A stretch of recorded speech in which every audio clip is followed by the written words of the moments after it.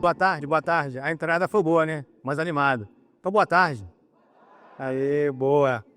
É um prazer enorme estar aqui com vocês, participando, né? Nesse primeiro tijolo aí da campanha do nosso governador, futuro presidente, Romeu Zema. Para mim é uma honra estar aqui com vocês, falando um pouquinho sobre segurança pública. É uma missão quase impossível tentar resumir tudo em 12 minutos.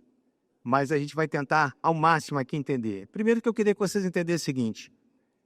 Quando a gente fala de segurança pública, a nossa grande guerra, a nossa batalha não é contra o crime. Não sei se vocês já perceberam o momento que a gente está vivendo. A gente está vivendo um problema cultural. A primeira batalha que a gente tem que travar é contra uma cultura que se estabeleceu no país. Eu sou carioca, infelizmente eu vejo aquilo que está acontecendo no meu estado. É realmente uma situação extremamente difícil. Só para que vocês entendam um pouquinho do problema que o Rio está vivendo, o Rio tem em torno de 60 mil traficantes de drogas. 60 mil. Divididos entre aproximadamente 1.400 a 2.000 comunidades. O Rio vive um problema sério por quê? Porque isso que está acontecendo no Rio está se espalhando pelo Brasil todo. Antigamente, há 10 anos, há 15 anos, a gente olhava e falava, não, isso é um problema do Rio. E ninguém ligou para o que estava acontecendo no Rio. Hoje, né, o Eduardo falou aqui um pouquinho pela manhã, nós temos em torno de 90 facções criminosas no Brasil inteiro, porque a gente não ligou para aquilo que estava acontecendo no Rio. Então a gente vive um problema sério, é um problema cultural. A gente vê as crianças, principalmente, sendo educadas de uma maneira completamente assim, fora do padrão. E isso reflete, obviamente, na segurança, isso reflete na criminalidade. A gente vê uma mudança de cultura, uma mudança de paradigma. Eu sou de família de classe média baixa. A vida inteira eu estudei em escola pública. Eu estudei no Rio, num colégio muito conceituado na época, e hoje acabou completamente, que é o Colégio Pedro II. E eu me lembro que quando eu estudei no Pedro II, o professor entrava em sala de aula, todo mundo, blum, levantava em sinal de respeito. O professor saía, todo mundo, blum, levantava. Cantava hino nacional segunda-feira, sexta-feira, acabou. Então você não pode nem mais cantar um hino nacional em escola, porque é politicamente incorreto. Então por isso que eu digo que a nossa guerra é uma guerra contra a cultura. Mas ela tem um começo, e o começo é isso que eu tenho que falar rapidamente com vocês aqui, ele começa aqui. No início, final da década de 70, havia, no Brasil, a gente tinha uma série de grupos terroristas, o mundo vivia um problema de terrorismo. Só que naquela época era um terrorismo de natureza política. Diferente do terrorismo que a gente tem hoje, que é o falso fundamentalismo religioso. Mas naquela época era um terrorismo de natureza política. Isso tinha na Espanha com ETA, na Alemanha com Baden-Meinhof. Na Itália, para que vocês tenham uma ideia, eles tinham mais de 200 grupos terroristas entre a década de 60 e 80. Tinha até um grupo muito virulento chamado Brigadas Vermelhas, que chegou a matar, sequestrar e matar o primeiro-ministro italiano, o ministro Aldo Moro. E no Brasil não era diferente. Só que o governo militar naquela época cometeu um dos seus maiores erros, maiores equívocos, que foi fazer o quê? Final da década de 70, no Rio de Janeiro, na Ilha Grande, o governo militar começa a prender os chamados presos políticos. Por que foi um erro do governo militar fazer isso? Ele cometeu o mesmo erro que o Maduro comete hoje na Venezuela. O que o Maduro faz? Para poder despir aquela condição de preso político, ele joga aquele camarada que é um preso político numa penitenciária comum, querendo acabar com esse reconhecimento internacional como sendo um preso político. E o governo militar fez isso naquela época. Para tristeza nossa, jogou na Ilha Grande, e quando os presos políticos chegaram na Ilha Grande, obviamente que eles foram mal recebidos pelos presos comuns, que não queriam lidar com os presos políticos, que acharam que é um bando de Mauricinho. Por outro lado, os presos políticos não queriam se misturar com os presos comuns. Só que vocês sabem que o cérebro ele vale mais do que a musculatura. Os presos políticos começam a dominar o sistema do Rio de Janeiro. E em 1979, por conta dos presos políticos que foram jogados na Ilha Grande, surge a primeira facção criminosa no Brasil, chamada de Comando, e Comando o quê? Vermelho. Justamente por conta dessa influência que tiveram os presos políticos. E aí, tempo passou e podia piorar um pouquinho e piora com Brizola em 1983. Brizola, um gaúcho, exilado, volta para o Rio, ganha as eleições para o governo do Rio.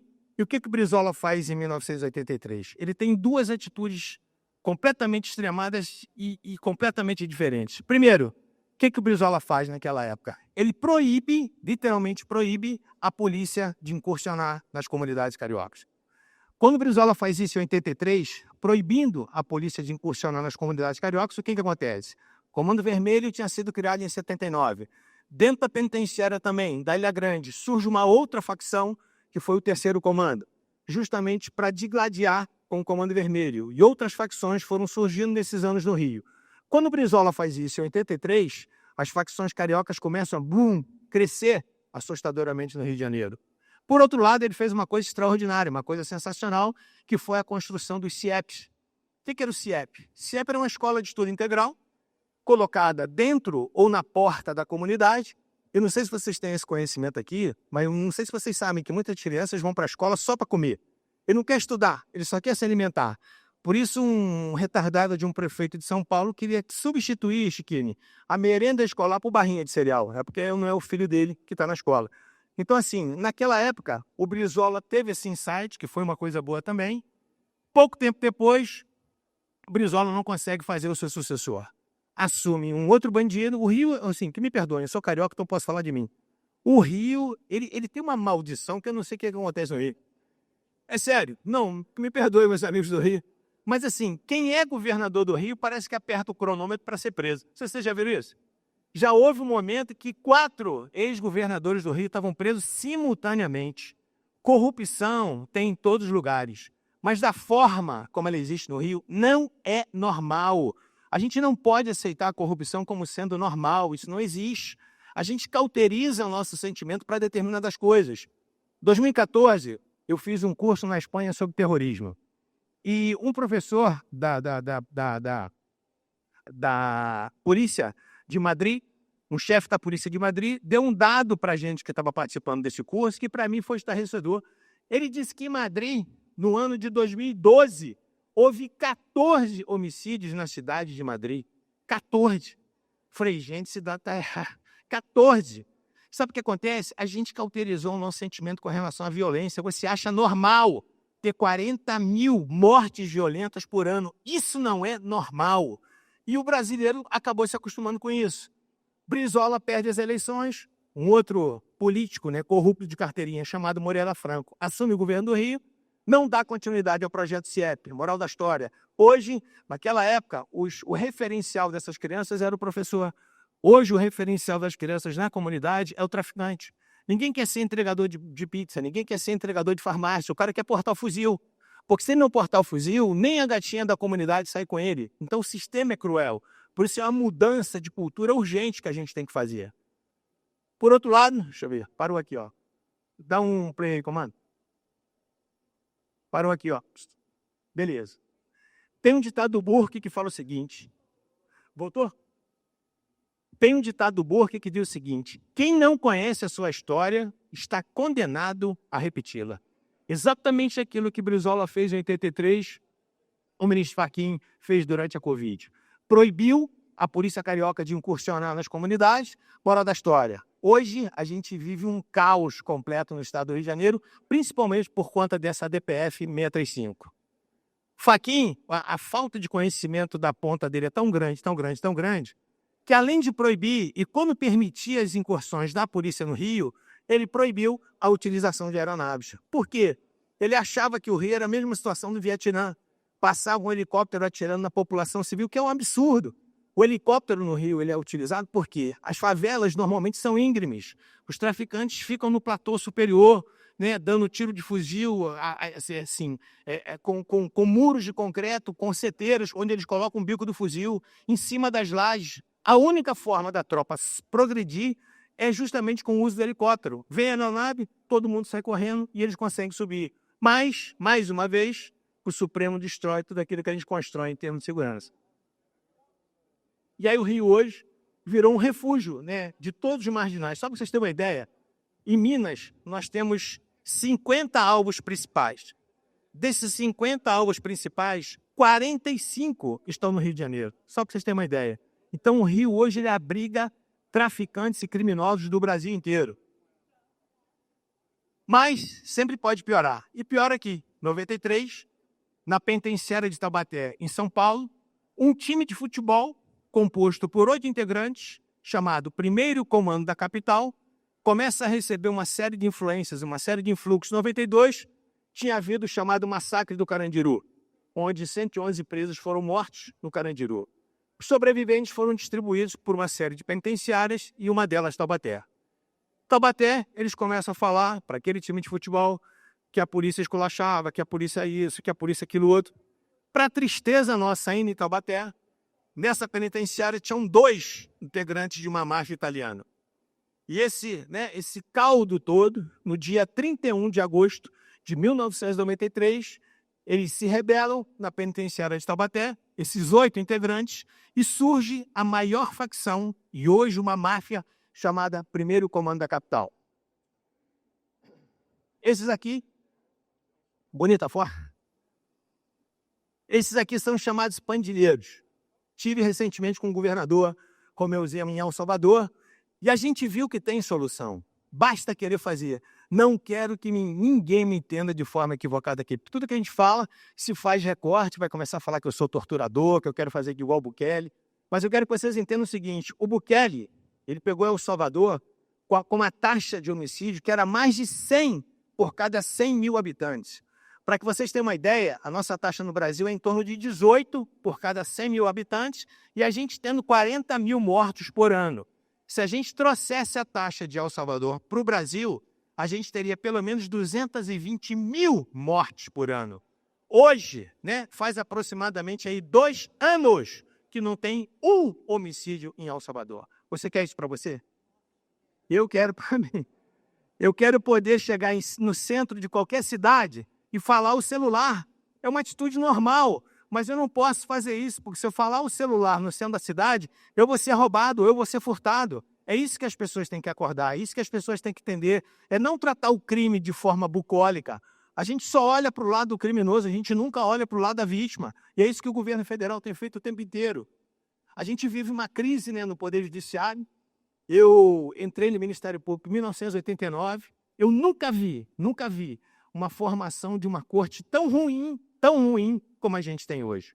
Uma corte completamente ideologizada. E você tem, efetivamente, aí uma ditadura do Poder Judiciário.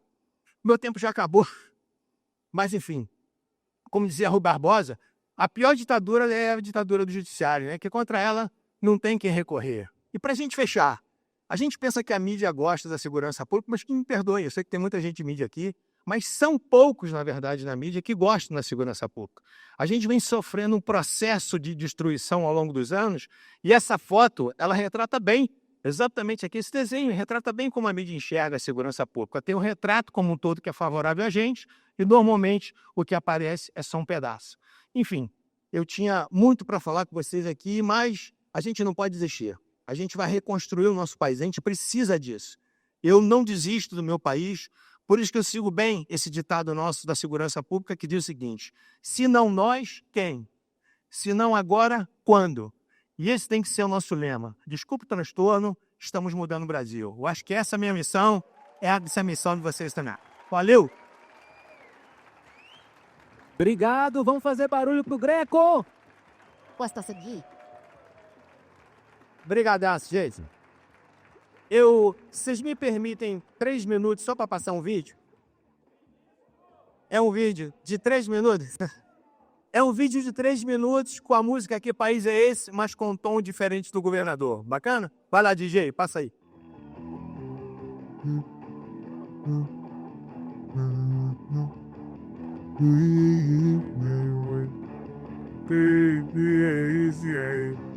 Que país é esse?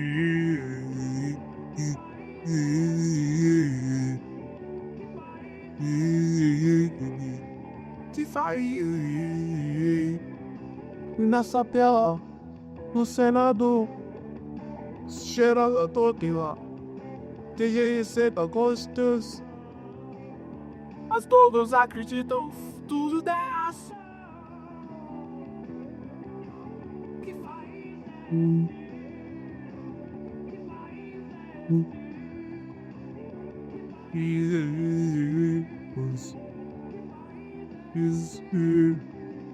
Domasiona solo estabelecido pastoso Minas Gerais, ele não só mexe tudo em paz, a morte de Deus sou sul, mas sonhando soltos. Mas sobre espaço, vamos se aos gostos patados.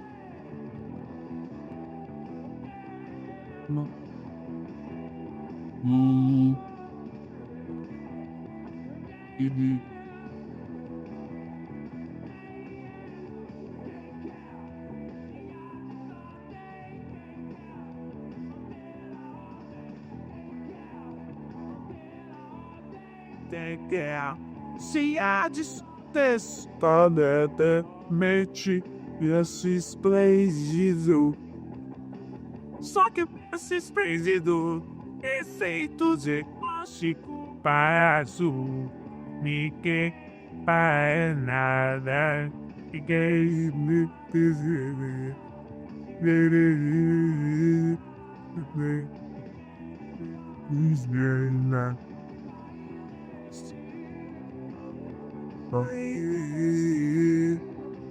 Que país